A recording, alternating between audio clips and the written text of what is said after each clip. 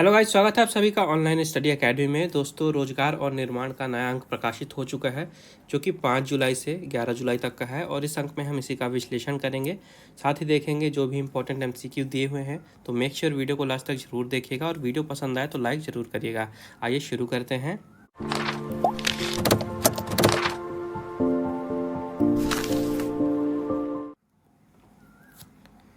तो सबसे पहले इंपॉर्टेंट चीज़ दी है फ्रंट पेज पे ही। इंदौर में बना है एशिया का सबसे लंबा ऑटोमोबाइल हाई स्पीड ट्रैक। ठीक है, एशिया का सबसे लंबा है और विश्व की बात करें विश्व में तो ये 5वें नंबर पे आता है। ठीक है, तो याद रखिएगा, इंदौर में बना है एशिया का सबसे लंबा ऑटोमोबाइल हाई स्पीड ट्रैक और इसे 1000 एकड़ की भूमि पे डेवलप किया गया है। यहाँ पे 2 पहिया वाहनों से लेकर भारी ट्रैक्टर, कार्स, ट्रक्स वगैरह इन सभी की जो हाई स्पीड होती हैं इन्हें टेस्ट किया जा सकता है, इनकी हाई स्पीड का परीक्षण किया जा सकता है। और इस ट्रैक की लंबाई है 11.3 किलोमीटर और इसका इनॉग्रेशन किया है केंद्रीय भारी उद्योग मंत्री श्री प्रकाश जावड़ेकर जी ने। फिर देखते हैं पिछले सप्ताह में क्या कुछ खबर में रहा है। तो 26 जून की न्यूज़ है। जो पैन कार्ड को आधार कार्ड से लिंक करने की डेट थी इसे बढ़ा दिया गया है। अब नई जो सीमा रखी गई है ये 30 सितंबर रखी गई है। पहले जो सीमा थी ये 30 जून तक रखी गई थी और इसे फिर से बढ़ा दिया गया है। इसके बाद भारतीय आयुर्विज्ञान अनुसंधान परिषद यानी कि ICMR ने कहा है कि अब गर्भवती महिलाएं भी कोरोना रोधी वैक्सीन लगवा सकती हैं। 27 जून की न्यूज़ है। CBSE ने बच्चों को हस्तशिल्प सिखाने के लिए लॉन्च किया है हैंडबुक। केंद्रीय माध्यमिक शिक्षा बोर्ड CBSE ने handicraft and corporate sector skill council के सहयोग से कक्षा 6वीं से 8वीं तक के बच्चों के लिए हस्तशिल्प पर स्किल मॉड्यूल के लिए एक स्टूडेंट हैंडबुक लॉन्च की है। इसके बाद है भारत चीन सीमा पर पूर्वी लद्दाख में जारी गतिरोध के बीच भारत और चीन ने सीमा मामलों पर बातचीत के लिए बनी WMCC की बैठक में हिस्सा लिया और सीमावर्ती क्षेत्रों में वास्तविक नियंत्रण रेखा यानी कि LAC से संबंधित विवादों पर जल्द समाधान तलाशने पर सहमति जताई है। इसके बाद कोरोना वायरस के बेहद संक्रामक वेरिएंट डेल्टा के बढ़ते मामलों की वजह से ऑस्ट्रेलिया में एक बार फिर से लॉकडाउन का संकट आ गया है। 28 जून की न्यूज़ है। RBI ने कोऑपरेटिव बैंक में नियुक्तियों के लिए तय की है न्यूनतम योग्यता। ठीक है, तो भारतीय रिजर्व बैंक ने जो शहरी सहकारी बैंक हैं उनमें प्रबंध निदेशक या पूर्णकालिक निदेशक के पद पर राजनैतिक नियुक्तियों पर रोक लगा दी है। RBI ने इन पदों पर नियुक्ति के लिए न्यूनतम योग्यता तय कर दी है। RBI के मुख्य महाप्रबंधक प्रभारी नीरज निगम द्वारा जारी की गई है नई गाइडलाइन, जिनके अनुसार शहरी सहकारी बैंकों में प्रबंध निदेशक और पूर्णकालिक निदेशक पद के लिए विधायक, सांसद या नगर निगम प्रतिनिधियों को नियुक्त नहीं किया जाएगा। इन पदों पर नियुक्ति के लिए न्यूनतम योग्यता स्नातकोत्तर या वित्तीय क्षेत्र में डिग्री मानी जाएगी। इसके अलावा चार्टर्ड अकाउंटेंट, MBA फाइनेंस या बैंकिंग में डिप्लोमा अथवा सहकारी कारोबार प्रबंधन में डिप्लोमा धारक को भी प्रबंध निदेशक या पूर्णकालिक निदेशक नियुक्त किया जा सकेगा। इसके अलावा संयुक्त अरब अमीरात ने भारत, दक्षिण अफ्रीका और नाइजीरिया के नागरिकों पर यात्रा की जो पाबंदी थी इसको जारी रखने का फैसला लिया है। फिर है वैज्ञानिकों ने लक्षद्वीप के 10 द्वीपों के डूबने का अंदेशा जताया है। वैज्ञानिकों ने कहा है कि लक्षद्वीप के 36 द्वीपों में से 10 द्वीपों का 60% हिस्सा अगले 30 वर्षों में डूब जाएगा। इसके अलावा वर्ष 2035 तक 10 में से 8 द्वीपों के जो 80% हिस्से हैं उनको नुकसान होगा, वो डूब सकते हैं। इसके बाद 29 जून की न्यूज़ है। भारतीय उच्च शिक्षा आयोग का जल्द होगा गठन। देश में उच्च शिक्षा से संबंधित अलग अलग नियामकों को केंद्र सरकार भारतीय उच्च शिक्षा आयोग जैसे एक नियामक के दायरे में लाने की तैयारी कर रही है, जिसके लिए एक उच्च शिक्षा आयोग का गठन होगा जल्द ही। इसके बाद है चीन ने विश्व का सबसे बड़ा हाइड्रो पावर संयंत्र बनाने का दावा किया है। एक रिपोर्ट के अनुसार चीन ने इस संयंत्र को बेहतर नाम दिया है। इस हाइड्रो पावर संयंत्र में 10 लाख किलोवाट की क्षमता का जनरेटर लगा है जो लगभग 50 मीटर ऊंचा है और 8 टन वजनी है। फिर केंद्र सरकार ने अटॉर्नी जनरल के वेणुगोपाल जी को दूसरी बार सेवा में विस्तार दिया है। सरकार ने वेणुगोपाल का कार्यकाल 1 वर्ष के लिए बढ़ा दिया गया है। वेणुगोपाल जी अब 30 जून 2022 तक अटॉर्नी जनरल के पद पर बने रहेंगे। इसके बाद आगे देखते हैं 30 जून की न्यूज़ है। मॉडर्ना की जो कोरोना वैक्सीन है उसको भारत में इमरजेंसी इस्तेमाल के लिए मंजूरी मिल गई है। 1 जुलाई की न्यूज़ है। DGCA ने अंतर्राष्ट्रीय उड़ानों पर रोक 31 जुलाई तक बढ़ा दी है। सुप्रीम कोर्ट ने institute of chartered accountants of India को निर्देश दिए हैं कि वो उन छात्रों को ऑप्ट आउट ऑप्शन की सुविधा दें जिनका परीक्षा केंद्र एकाएक बदल गया है, भले ही नया परीक्षा केंद्र उसी शहर में क्यों ना हो। इसके बाद आगे देखते हैं, ब्रिटेन में पढ़ाई करने वाले भारतीय विद्यार्थियों की संख्या में इजाफा हुआ है। 2020 में भारतीय विद्यार्थियों को 56,000 से ज़्यादा वीज़ा जारी किए गए हैं, जबकि 2019 की तुलना में जो 13% ज़्यादा हैं अगर कंपैरिजन करें 2019 से। तो फिर है 2 जुलाई की न्यूज़, कोविशील्ड को 9 यूरोपीय देशों में ग्रीन पासपोर्ट सूची में शामिल किया गया है। ये 9 देश हैं, Spain, Germany, Austria, Slovenia, Greece, Switzerland, Iceland, Ireland और एस्टोनिया। इसके बाद है, विश्व में कोरोना के डेल्टा वेरिएंट का कहर बढ़ता जा रहा है। यह वायरस तेज़ी से फैल रहा है, यह जानकारी विश्व स्वास्थ्य संगठन ने दी है। इसके बाद है, विभिन्न सरकारी विभागों में नियुक्ति प्रक्रिया को कॉमन एलिजिबिलिटी टेस्ट बेहद आसान बना देगा। तो अभी हाल ही में न्यूज़ आ रही थी कि अगले साल के शुरू में यानी 2022 के स्टार्टिंग में शुरू हो सकता है कॉमन एलिजिबिलिटी टेस्ट। इसमें अलग अलग जो गवर्नमेंट के एग्ज़ाम होते हैं, इसके लिए अलग अलग एग्ज़ाम नहीं लेने पड़ेंगे, एक ही कॉमन एग्ज़ाम से ही सभी का रिक्रूटमेंट होगा। इसके बाद देखते हैं इम्पॉर्टेंट डे। तो 1 जुलाई को मनाया गया है राष्ट्रीय डॉक्टर्स डे यानी नेशनल डॉक्टर्स डे। हर साल 1 जुलाई को ये दिन मनाया जाता है। और दिन क्यों मनाया जाता है? तो ये दिन मनाया जाता है, जो डॉक्टर हैं, मेडिकल स्टाफ हैं, जो भी मेडिकल क्षेत्र में काम कर रहे हैं, तो उनको अपना थैंक यू देने के लिए, उनको धन्यवाद देने के लिए, ये पूरी निष्ठा से, पूरे जी जान से हमारी सेवा कर रहे हैं डॉक्टर, खासकर इस साल पैंडेमिक के टाइम में पिछले 2 सालों से। तो हर साल 1 जुलाई को ये दिन मनाया जाता है डॉक्टर्स को और मेडिकल स्टाफ को धन्यवाद देने के लिए। भारत में इस दिन की शुरुआत 1991 में भारत सरकार द्वारा की गई थी और तब से हर साल 1 जुलाई को ये दिन मनाया जाता है। और ये जो दिन है, ये डॉक्टर विधान चंद्र राय जी की स्मृति में मनाया जाता है। ये पॉइंट याद रखिएगा, ठीक है। डॉक्टर विधान चंद्र राय जी की स्मृति में मनाया जाता है ये दिन।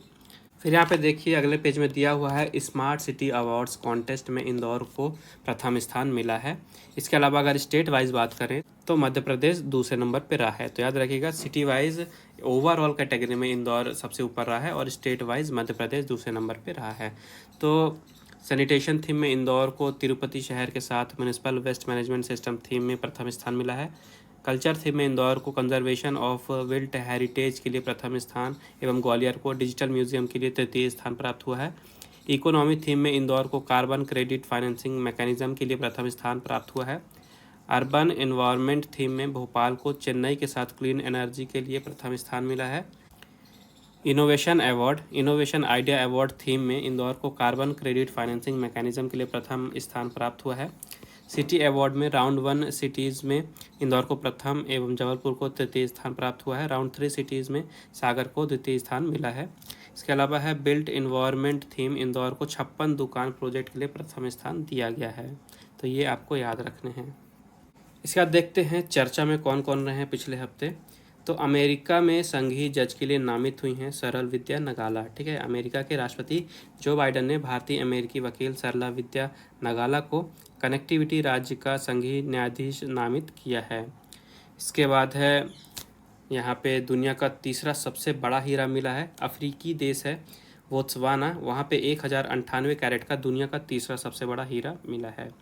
इसके बाद है, एक फूल से दुर्गंध आती है और ये जो फूल है इसे देखने दूर दूर से लोग आते हैं। ये जो फूल है ये पोलैंड की राजधानी वारसा में स्थित यूनिवर्सिटी के बॉटिकल गार्डन में स्थित है और इस फूल का नाम है सुमात्रा टाइटन आरून, ठीक है। ये चर्चा में रहा है। इसके बाद नासा न्यूज़ में रहा है। तो 1.35 लाख करोड़ की लागत से एक रॉकेट तैयार किया गया था, हाल ही में इसे असेंबल किया गया है। ये जो रॉकेट है ये 212 फीट लंबा है और इसका वजन है 85,275 किलो। और ये जो रॉकेट है इसे इसी साल नवंबर में लॉन्च किया जाएगा नासा के द्वारा।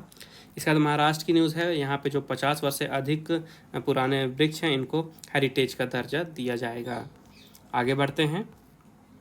यहाँ पे देखिए, गलवान में शहीदों को नमन किया गया है फायर फ्यूरी कोर ने। तो चीन के सैनिकों के साथ पूर्वी लद्दाख में गलवान में संघर्ष को पूरा 1 साल हो गया है। 15 जून को हुए उस संघर्ष में कर्नल संतोष बाबू समेत 20 जवान शहीद हो गए थे। इन शहीदों को फायर एंड फ्यूरी कोर ने लेह में श्रद्धांजलि दी है।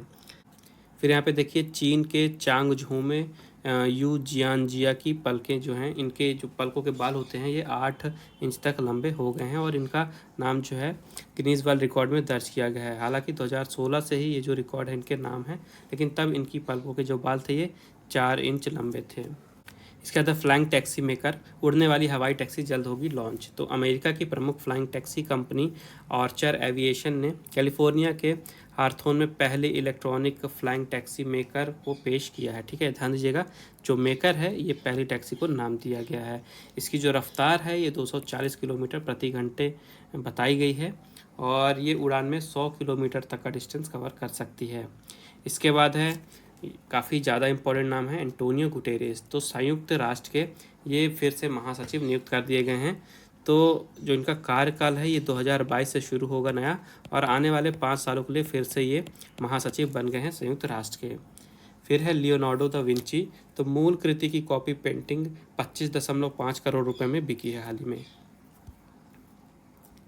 इसका देखते हैं 3.9 तीव्रता के भूकंप में हुआ परीक्षण। तो अमेरिका नेवी के नए जहाज USS गेराल्ड आर फोर्ड की कंपन क्षमता का परीक्षण किया गया है। इसके लिए 1000 किलो के विस्फोटक से धमाका किया गया। जहाज के नज़दीक हुए धमाके से 3.9 तीव्रता का भूकंप उठा और उसी में इसका परीक्षण किया गया। फिर है केरल के कोची से 7 किलोमीटर दूर एक अनजान द्वीप मिला है। गूगल मैप ने अरब सागर में केरल के कोची तट के पास पानी के भीतर एक द्वीप की मौजूदगी उजागर की है। इसका आकार कोची शहर का आधा है। यह 8 किलोमीटर लंबा और 3.5 किलोमीटर चौड़ा है। फिर है एलिजाबेथ झील। ये जो एलिजाबेथ झील है ये लॉस एंजल्स अमेरिका में स्थित है और भीषण गर्मी की वजह से ये सूख गई है, इसलिए ये न्यूज़ में रही है। फिर है काजीरंगा नेशनल पार्क में दुर्लभ एक सफ़ेद हिरण देखने को मिला है, ये आप देख सकते हैं फोटो में। ठीक है, तो काजीरंगा नेशनल पार्क जो कि असम में है, यहीं पे ये देखने को मिला है दुर्लभ सफ़ेद हिरण। इसके बाद है काशी में बाबा विश्वनाथ की नगरी वाराणसी के प्रमुख घाटों पर स्मार्ट बोर्ड लगाए जा रहे हैं। ये बोर्ड खुद ही रास्ता बताएंगे। इन पर विशेष QR कोड लगा है, जिसे स्कैन कर पर्यटक 80 भाषाओं में ऐतिहासिक महत्व को जान सकेंगे। फिर यहाँ पे 6 घंटों की स्पेस वॉक कर लगाए गए हैं सोलर पैनल। तो नासा के अंतरिक्ष यात्री सेन किम्ब्रू और फ्रांस के थॉमस पेस्केट ने अंतर्राष्ट्रीय स्पेस स्टेशन के बाहर सोलर पैनल स्थापित किए हैं। अंतर्राष्ट्रीय अंतरिक्ष स्टेशन में 6 घंटे चली स्पेस वॉक के दौरान यह पैनल फिट किए गए हैं। आगे बढ़ते हैं जस्टिस महमूद जमाल। तो कनाडा सुप्रीम कोर्ट में प्रथम अश्वेत न्यायमूर्ति के रूप में नामित हुए हैं। नाम इम्पोर्टेंट है, जस्टिस महमूद जमाल। फिर है अमेरिका में पहली बार राष्ट्रीय अवकाश घोषित हुआ है।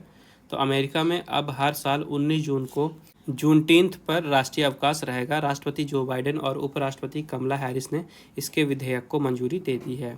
फिर है मध्य प्रदेश राज्य नीति एवं योजना आयोग के उपाध्यक्ष बने हैं नए सचिन चतुर्वेदी जी। इंपॉर्टेंट है, याद रखिएगा नाम। इसके बाद देख लेते हैं स्मृति शेष। तो गोल्ड मेडलिस्ट मुक्केबाज हैं डिंको सिंह जी, इनका हाल ही में निधन हो गया है। एशियाई खेलों में स्वर्ण पदक विजेता रह चुके हैं ये, और भारतीय मुक्केबाजी को नई दिशा देने वाले टिंको सिंह जी का हाल ही में 42 वर्ष की आयु में निधन हो गया है। इसके बाद है बुद्धदेव दास गुप्ता जी, ये जाने माने फिल्मकार हैं। हाल ही में 77 वर्ष की आयु में इनका भी निधन हो गया है। इसके अलावा 2019 में कोलकाता में आयोजित समारोह में पश्चिम बंगाल फिल्म पत्रकार संघ ने इन्हें सत्यजीत रे लाइफ टाइम अचीवमेंट पुरस्कार से नवाजा था। ये पॉइंट याद रखिएगा। इसके बाद एक और इम्पॉर्टेंट डे है, 27 जून को मनाया जाता है MSME दिवस, यानी कि micro small and medium enterprises, जिसे हम हिंदी में सूक्ष्म लघु और मध्यम उद्यम जानते हैं। इनके लिए एक दिन रखा गया है जो कि 27 जून को मनाया जाता है MSME दिवस के रूप में। तो ये दिन मनाया क्यों जाता है? ये दिन मनाया जाता है जो MSME हैं इनका जो योगदान होता है हमारी इकोनॉमी में, हमारी अर्थव्यवस्था में, साथ ही हमारे समाज में रोजगार पैदा करने में, तो इसी बारे में लोगों को जागरूक करने के लिए ये दिन मनाया जाता है। इस साल इसके लिए थीम रखी गई है MSME 2021 की to an inclusive and sustainable recovery. ठीक है, थीम जरूर याद रखिएगा और डेट याद रखिएगा, 27 जून को मनाया जाता है MSME दिवस। इसके बाद नीचे यहाँ पे कुछ MCQ दिए गए हैं जो कि सामान्य ज्ञान खेल से रिलेटेड है। आइए एक एक करके इन्हें देख लेते हैं। तो वर्ष 2016 में वर्ल्ड टेबल टेनिस चैंपियनशिप किस देश में आयोजित की गई थी? तो इसका राइट आंसर है मलेशिया। इनमें से कौन सा दिग्गज खिलाड़ी फ्लाइंग सिख के नाम से मशहूर है? तो हाल ही में इनका निधन हुआ, बताया था मैंने आपको, मिल्खा सिंह जी को फ्लाइंग सिख के नाम से जाना जाता था। फिर महिला T20 अंतर्राष्ट्रीय क्रिकेट में सबसे तेज शतक बनाने का रिकॉर्ड किसके नाम है? तो इसका राइट आंसर हो जाएगा डिएंड्रा डॉटिन। फिर भारत ने वर्ष 2011 में किस देश को हराकर वनडे वर्ल्ड कप का खिताब जीता था? तो इसका राइट आंसर है श्रीलंका। फिर है वेस्टचेस्टर कप पोलो टूर्नामेंट किन 2 देशों के बीच खेला जाता है? तो इसका राइट आंसर हो जाएगा अमेरिका और इंग्लैंड। बीजिंग ओलंपिक 2008 में इनमें से किस भारतीय खिलाड़ी ने पदक नहीं जीता था? तो इसका राइट आंसर हो जाएगा मैरी कॉम। फिर है पाउलो मेल्डोनी किस देश के दिग्गज फुटबॉलर रहे हैं? तो इसका राइट आंसर हो जाएगा इटली। फिर है वर्ष 2004 में किस देश ने यूरो का फुटबॉल टूर्नामेंट की मेज़बानी की थी? तो इसका राइट आंसर हो जाएगा पुर्तगाल। महेश भूपति ने इनमें से कौन सा ग्रैंड स्लैम पुरुष डबल्स खिताब नहीं जीता है? ठीक है, इसका राइट आंसर हो जाएगा ऑस्ट्रेलियन ओपन। T20 अंतर्राष्ट्रीय क्रिकेट में लगातार 12 मैच जीतने का रिकॉर्ड किस देश के नाम है? तो इसका राइट आंसर हो जाएगा अफगानिस्तान। सुनने में अजीब लग रहा है लेकिन राइट आंसर है अफगानिस्तान के नाम है 12 मैच लगातार जीतने का रिकॉर्ड T20 में। फिर अब वर्ष 2020 में द्रोणाचार्य पुरस्कार जीतने वाले प्रशिक्षक गौरव खन्ना किस खेल से संबंधित हैं? तो इसका राइट आंसर हो जाएगा बैडमिंटन। इसके बाद वर्ष 2018 में विंटर ओलंपिक्स किस शहर में आयोजित किया गया था? प्योंगचांग। ठीक है, इस वर्ष यूएफए यूरोपा लीग का खिताब किस क्लब ने जीता है?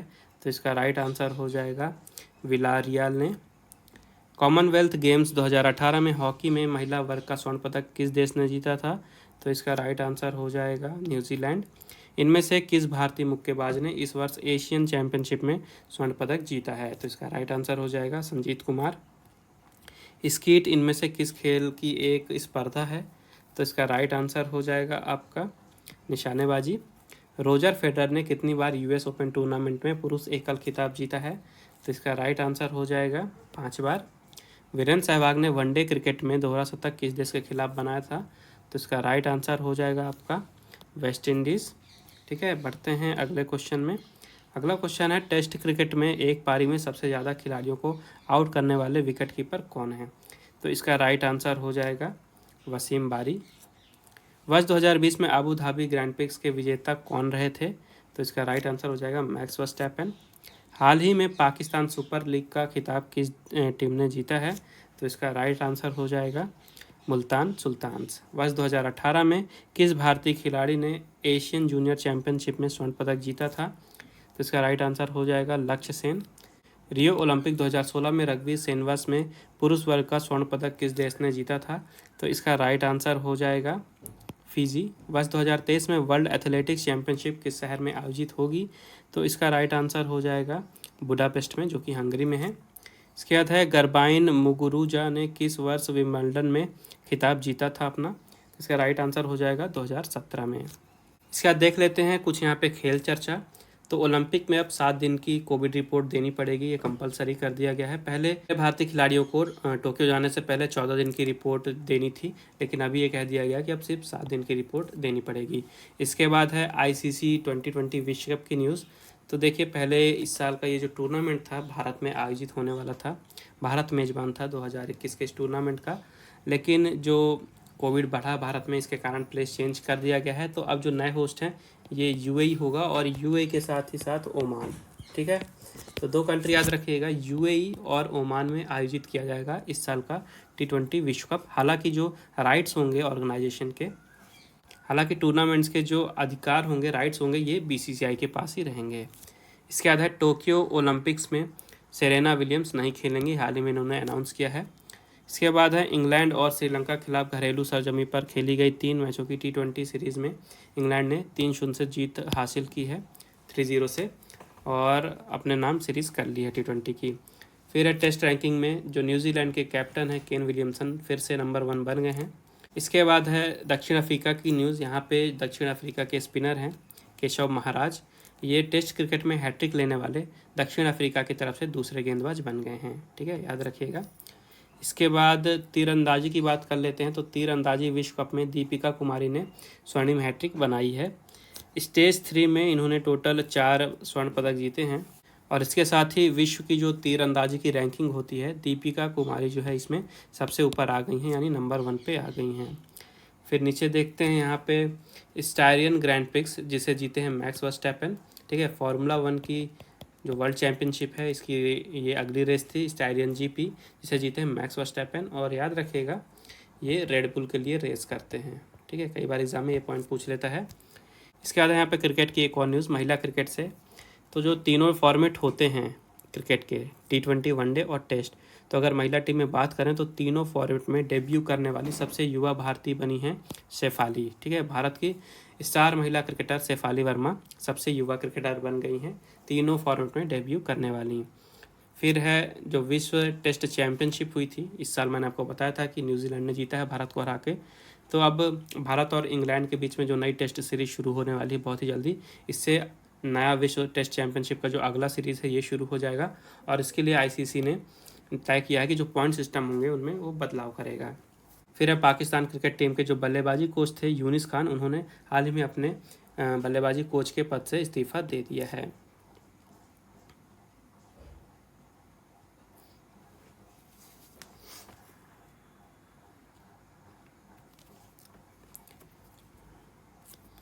फिर यहाँ पे नज़र डालते हैं थोड़ा सामायिकी पर।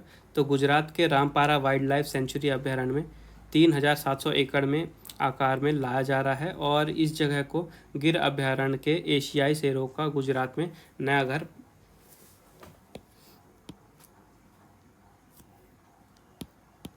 तो यह नज़र डालते हैं सामायिकी पर। तो गुजरात में तैयार किया गया है एशियाई शेरों का नया घर। तो गुजरात की रामपरा वाइल्ड लाइफ सेंचुरी यानी अभ्यारण्य 3700 एकड़ में आकार में लाया जा रहा है इसे। और ये जो जगह है इसको जो गिर है जिसे एशियाई शेरों का घर माना जाता है, इसको एक एशियाई शेरों के नए घर के रूप में देखा जा रहा है। फिर है भारत और ग्रीस न्यूज़ में। तो भारत के जो एक्सटर्नल अफेयर मिनिस्टर हैं एस जयशंकर जी, ये 3 दिवसीय यात्रा पर गए थे ग्रीस, जो कि पिछले 18 वर्षों में भारत से किसी भी विदेश मंत्री की पहली एथेंस यात्रा थी। ठीक है, तो यहाँ पे दोनों ही देशों ने संप्रभुता के सम्मान का आह्वान किया है।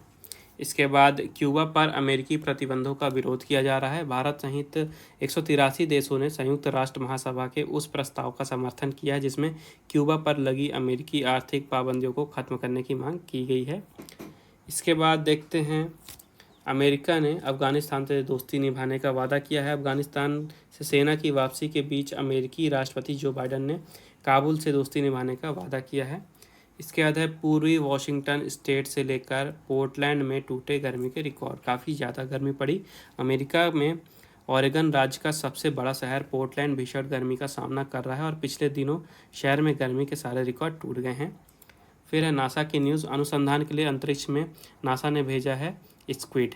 ठीक है, तो नासा के एक अभियान के तहत हवाई से कई स्क्विड को अध्ययन करने के लिए अंतरिक्ष ले जाया जा रहा है। स्क्विड जो है ये प्राणी विज्ञान के सिफेलोपोडा समुदाय में आने वाले जंतु हैं जो खरे पानी में पाए जाते हैं।